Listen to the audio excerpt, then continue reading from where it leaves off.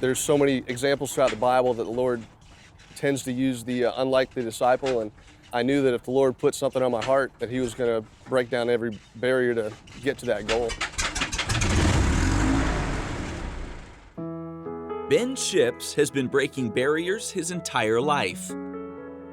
Born with limb deformities in both of his arms, from an early age there were those who questioned how he would function normally, but his family wasn't about to let him be defined by his differences. Starting with my parents, my dad, my earliest memories were him calling me Lionheart. And I don't know if that was something he saw or something that he wanted to just preach into my life to help prepare me for things down the road. But I really sunk my teeth into that mentality, even from starting to play sports when I was 5 years old.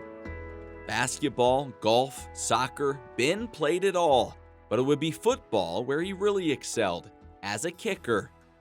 So much so that he would even attempt to walk on at Liberty University.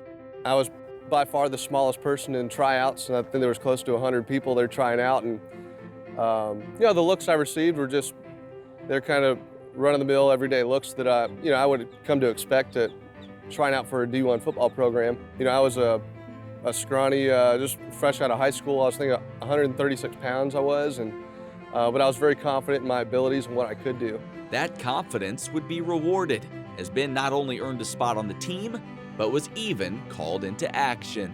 Our starter, Paul Young, at the time, I was just kicking a PAT, and one of the ends rushing around the end, they dove and ended up breaking his leg. And next point after attempt, the coach yells my name, and I had really no forewarning, and actually I had stowed my helmet somewhere where it would be safe and secure, and the biggest fear there was actually trying to find my helmet. So I think I ran out for the my first collegiate kick there. I think my chin strap wasn't even buckled. I think one of the straps was covering up one of my eyes, but yeah, that was the first collegiate kick. It was kind of a thrown together last minute, but it was quite an experience.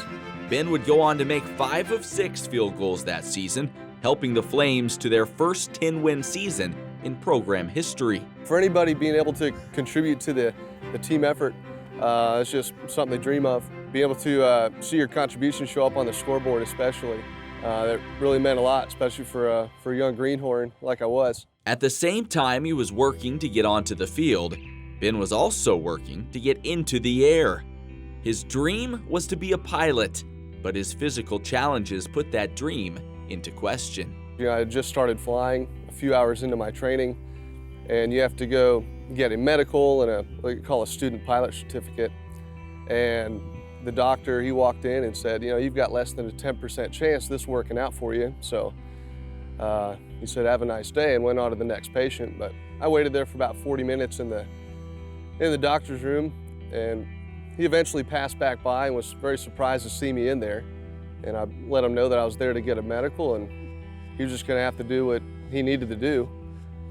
We could go from there. After going through some extra hurdles, Ben would eventually convince the doctors that he was up to the task, and he's been in the clouds ever since. Boy, flying, it's one of those things that's hard to put into words. It's once you experience it, everybody in aviation calls it, you got bit by the aviation bug, and when you experience it, there's nothing like it.